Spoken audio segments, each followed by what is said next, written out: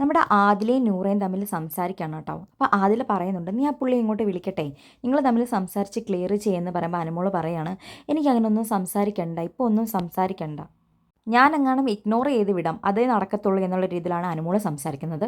അപ്പോൾ അതിൽ പറയുന്നുണ്ട്, എടി ഇനിയും 9 ദിവസം കൂടെ ബാക്കിയുണ്ട്, നിങ്ങളിപ്പോൾ അങ്ങോട്ടും ഇങ്ങോട്ടും ഇത് പറഞ്ഞ് ക്ലാരിഫൈ ചെയ്താൽ ഒരു ചമ്മലില്ലാതെ നിങ്ങൾക്ക് രണ്ടുപേർക്കും സംസാരിക്കും. അതിന് പകരം മിണ്ടാതിരുന്നാൽ നിങ്ങൾക്ക് പരസ്പരം മിണ്ടാനും പറ്റില്ല. അപ്പോൾ അനുമോള് പറയുന്നുണ്ട്, ഞാനിതൊരു ടോപ്പിക്കായിട്ട് ഇട്ട് കൊടുക്കാൻ ഉദ്ദേശിക്കുന്നില്ല എന്നൊക്കെ.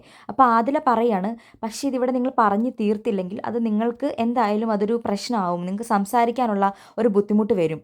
ഇപ്പം അനീഷേട്ടന് തോന്നുന്നുണ്ടാവും ഇതിനെക്കുറിച്ചൊന്നും പറയേണ്ടിയിരുന്നില്ല എന്നൊക്കെ അവർ തമ്മിൽ ഡിസ്കസ് ചെയ്യാണ്. അതിനുശേഷം ആദില പറയുന്നുണ്ട്, നിനക്ക് എന്തായാലും ഇങ്ങനെ തന്നെ വരണം, അതെന്തായാലും നന്നായി, എനിക്കതിൽ സന്തോഷമേ ഉള്ളൂ. അതേപോലെ അനുമോളുടെ അടുത്ത് ആദില ഫോഴ്സ് ചെയ്യുമ്പോൾ അനുമോൾ ചോദിക്കുകയാണ്, നിനക്ക് ഭയങ്കര സുഖമാണല്ലേ ഞാൻ ഇതൊക്കെ ഇനി അനീഷേട്ടൻ്റെ അടുത്ത് പോയി സംസാരിക്കുന്നത് കേൾക്കാൻ വേണ്ടി, നീ അങ്ങനെ സൂഹിക്കേണ്ടെന്ന് അനുമോളും പറയുന്നുണ്ട്.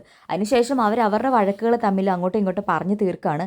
നീ അങ്ങനെ പറഞ്ഞില്ലേ, നീ ഇങ്ങനെ പറഞ്ഞില്ലേ, നിന്റെ നാക്ക് ശരിയല്ല, നിന്റെ എന്ത് കണ്ടിട്ടാണ് ഞാൻ നിന്റെ കൂടെ കൂടിയത്, എൻ്റെ പി ആറിൻ്റെ കാര്യം നീ എന്തിനാ പറഞ്ഞത് എന്നുള്ള രീതിയിലൊക്കെ അവരുടെ വഴക്കുകളും അവർ കുറച്ചൊക്കെ പറഞ്ഞു തീർക്കുന്നുണ്ട്.